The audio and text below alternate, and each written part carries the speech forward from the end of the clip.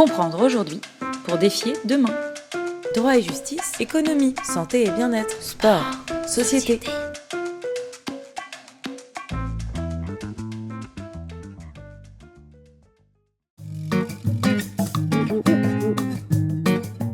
Le CIO, jusqu'à une date récente, se trouvait confronté à ne vivre que par lui-même, en lui-même.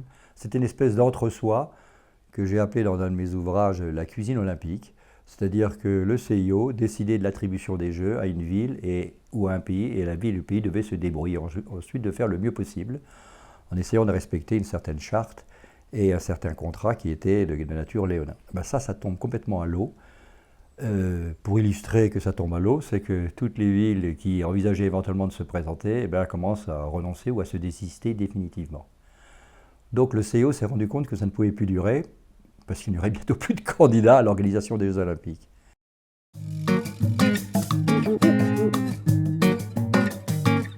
Si le CIO a décidé d'attribuer, ce que je pense qu'il va se faire, 24 et 28 et dès maintenant, c'est qu'elle imagine effectivement deux choses. D'une part, il y a un sérieux problème aujourd'hui d'après 28, et puis deuxièmement, de trouver une solution pour qu'il y ait un après 28.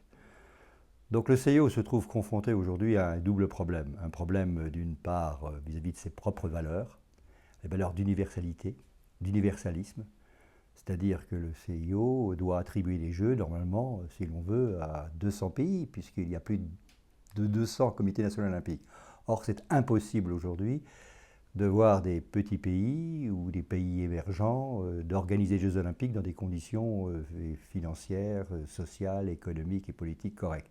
Premier problème. Deuxième problème, c'est les Jeux eux-mêmes. Une fois qu'ils sont attribués, c'est la dimension économique qui prend une importance telle que les Jeux Olympiques ne sont absolument plus du tout rentables quant à leur organisation proprement parlée ou quant à leur pérennité au plan de tout ce que l'on peut imaginer de retombées économiques pour les villes ou les pays qui seraient en charge d'organiser les Jeux Olympiques. D'où le CIO se trouve confronté à ce problème d'image. On ne croit plus aux valeurs de l'olympisme et la notion d'universalité en première chose. Et deuxièmement, on ne croit plus du tout à le fait que les Jeux Olympiques soient intéressants pour un pays.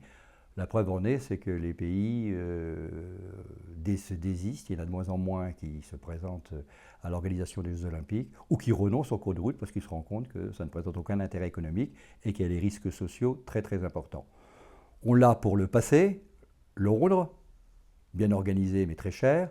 On a Rio de Janeiro maintenant, on vient d'apprendre ces jours d'année qu'on est à 13 milliards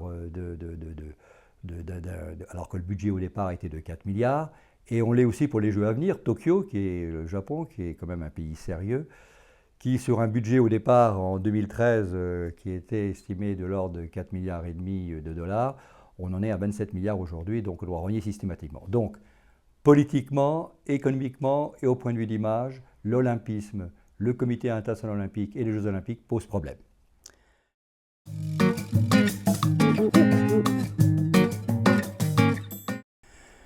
Mais d'un autre côté, il s'est rendu compte aussi que la population et l'environnement changent complètement. On n'est plus du tout dans cette situation où le CIO doit proposer un modèle d'organisation des Jeux Olympiques.